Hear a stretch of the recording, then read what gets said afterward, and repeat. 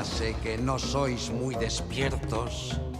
No podéis razonar sin error.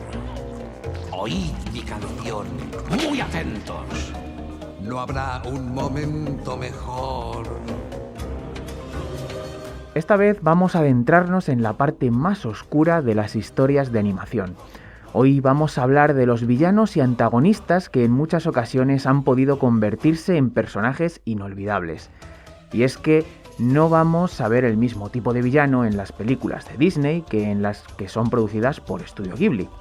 Obviamente las culturas son diferentes y el punto de vista que arrojan estos dos estudios de animación para sus antagonistas es bastante diferente.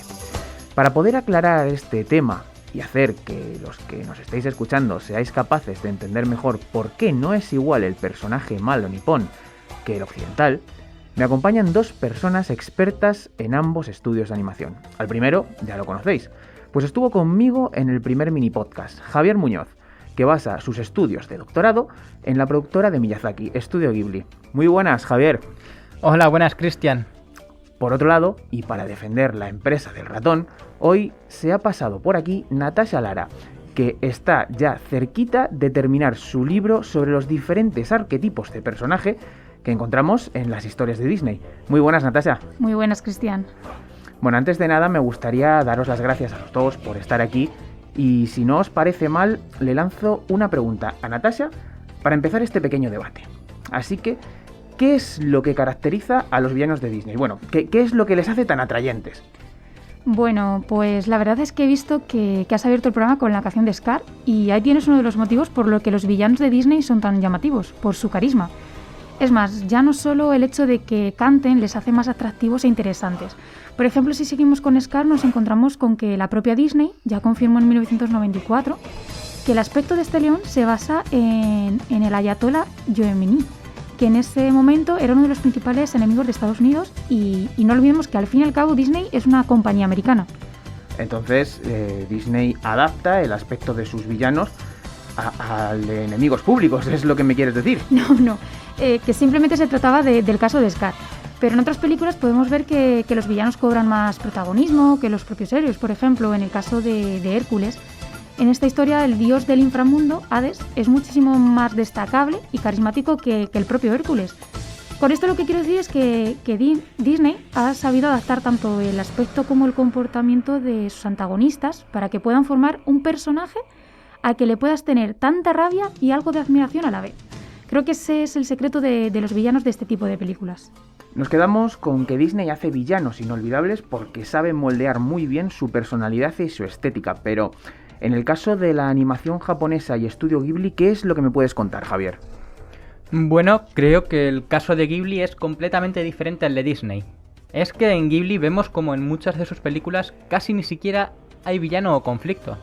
Más bien, se podría decir que muchas de las historias de este estudio son retratos en los que el mal no aparece como tal. No quiere decir esto que en todas las películas pase, en todas las de Miyazaki, pero por ejemplo en Mi vecino Totoro no existe ningún antagonista ni ningún otro tipo de problema. Es una historia en la que te enseñan cómo amar a la naturaleza. Otro caso es el de Pompoko, en el que los mapaches protagonistas de la película simplemente quieren defender sus bosques y entonces empiezan a incordiar a los humanos que quieren cortar sus árboles. Pero tampoco es que los humanos encarnen al villano. Yo diría que Estudio Ghibli lo que hace es amplificar ciertos valores en sus películas que pueden ser tratados como el conflicto o el villano. El amor por la naturaleza, el valor de la juventud, la valentía por aprender a vivir o el odio hacia la guerra. Son este tipo de cosas las que hacen que Ghibli no se centre en presentar antagonistas como tal. Ojo que en películas como El castillo ambulante o El viaje de Chihiro sí que hay algún personaje malvado, pero es que incluso estos tienen un fondo bueno. Así que Estudio Ghibli lo que hace es utilizar la parte mala de sus enseñanzas y moralejas como si fueran el villano de las películas, ¿no? Se podría decir que es algo así, sí. Bueno, entonces, después de hablar con vosotros, yo entiendo que las visiones de ambos estudios son totalmente opuestas. A ver, hay que reconocer que Disney siempre ha mirado en gran parte por el lado comercial de sus historias y quizá no rasca, o no siempre, tan profundo como lo hace la animación japonesa. Aún así, creo que no me equivoco si digo que para el espectador es mejor saber diferenciar a los principales elementos de una narración y yo creo que esto es lo que sabe Disney hacer bien. ¿Javier? En cierto modo sí que puede ser que sea más complicado diferenciar en una película de estudio Ghibli quién es el villano o si en realidad existe.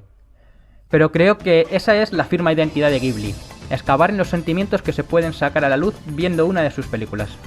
Bueno, pues después de escucharos creo que me voy con una idea más clara de lo que significa ser un villano en estudio Ghibli y en Disney. También espero que mis acompañantes hayan disfrutado tanto como yo y bueno, agradeceros vuestro tiempo. Gracias a ti por invitarnos. Gracias a ti, encantado de volver. Y a los que nos habéis escuchado, pues tan solo me gustaría daros las gracias y avisaros de que pronto volveremos con más mini podcast.